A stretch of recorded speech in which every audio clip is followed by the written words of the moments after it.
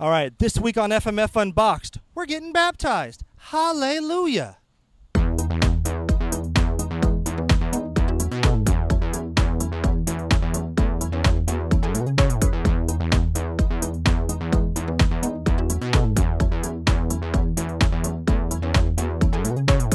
Okay.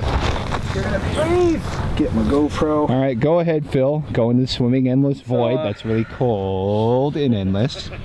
So I'm about to go deep into the bay here. Shoes off, Phil. I know. I'm doing the thing. So I'm going deep into the water here to film the thing for expulsion. I can't swim, and hopefully I don't get hypothermia. So if you guys see me drowning, help. It's gonna suck. Ow, sharp, sharp. Oh, that's cold. Yeah. It's so sharp. Just go under. Just dunk yourself, man. It'll be fine. Okay. It'll be fine.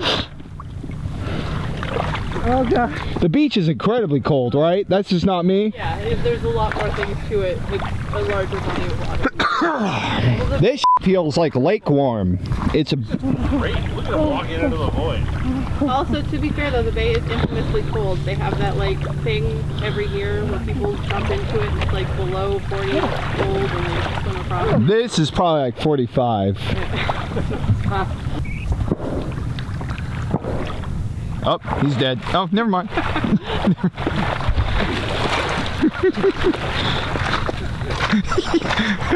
We do. This is intense creepy pasta.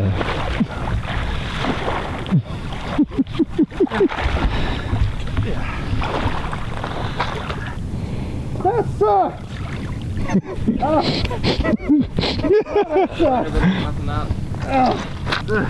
Phil, you gotta do it again. Take the camera. Take the chair off. Hold on. Take the chair off. I got that. I cut my foot under there. GoPro. It's all right. You cut your foot? Yeah. We have first aid. Alright, throw the shirt on the ground. It's probably something we should have done. There's less sand here, so if you put your shoes on. Well, Phil, it's all on camera. I realize I'm probably have to do this at some point. Yeah. But I think I'll wait till summer. So I think I got all the areas that are bleeding. I think it's hard for me to see the underside of my foot. Ow, ow, ow. Feels like there's another cut I missed. All right. Go ahead. That was the thing. To shoot the scenes taking place in Purgatory, I used the same GoPro Hero 3 Plus that we shot all the other underwater scenes with, just for consistency's sake. And then I just took a Z96 LED light and had it mounted to a homemade light stand that I saw NopTop do a tutorial on. It's made out of a painter's pole and a suction cup. It's got a very small footprint, so it's super handy. And then I just shot this in the Frosted Mini Fear studio, aka my bedroom, which isn't the most ideal environment to shoot in, but once I had the LED light turned on and the other lights turned off, it gave me the perfect atmosphere to give me the look I was going for.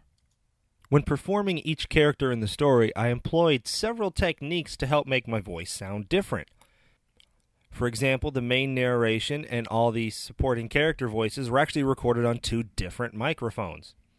For the main narration, I recorded it with an Shure SM58 microphone, and for the supporting characters, I recorded on a Nady PCM200. And since these are 2 very different microphones, they gave my voice 2 very different qualities to them. Then I would go into Adobe Audition, and I would create multiple copies of my voice tracks, and on some I would add reverb, and on some I would use the pitch shifter to deepen my voice, and then I would stack these tracks on top of each other much in the same way you would if you're mixing a song. This must all be very disorienting for you. Trust me, we've gotten very efficient at this part. Boy, one time we had close to 3,000 show up at once. You want to talk about being unprepared? We did not see that coming. So all of those tricks put together helped me to create the varied and distinct character voices that were needed for this story. And that's how we did it, which means it's time for Q&A. This week's question comes from Jake Got Your Body. Jake wants to know, what's up with the little girl? Jake, I think you're talking about this little girl. Her name is Creepy Cassidy. She's actually our mascot. She was drawn and created by our friend Chad Garcia, one of the producers and creators of Frosted Mini Fears. No real story behind her. Chad just thought it'd be adorable to have a cute little girl as our mascot. In fact, in season 1, she was like 12. Season 2, she's like 14. I have a theory he's gradually aging her so he can draw her more and more provocative and lure in more fans to our show. But so far that hasn't happened yet.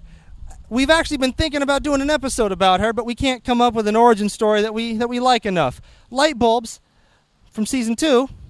Originally, that letter was going to be from Cassidy, and Chad didn't like that idea. He was like, is this really how we want to introduce Cassidy? So then we were going to make the letter to Cassidy, and in the end we just dropped it all together. Someday we'll do an episode about her, but for right now she's just our adorable little mascot, Creepy Cassidy. Thanks for your question, Jake. If you have a question you want me to answer on the show, go ahead and leave it in the comments below or shoot us an email, frostedminifears@gmail.com. In the meantime, like, share, favorite this video, and if you haven't already, go ahead and click subscribe because Wednesday it's an all-new episode of Frosted Mini Fears, and 1 week from today we're right back here to show you how we did it on an episode of FMF Unboxed.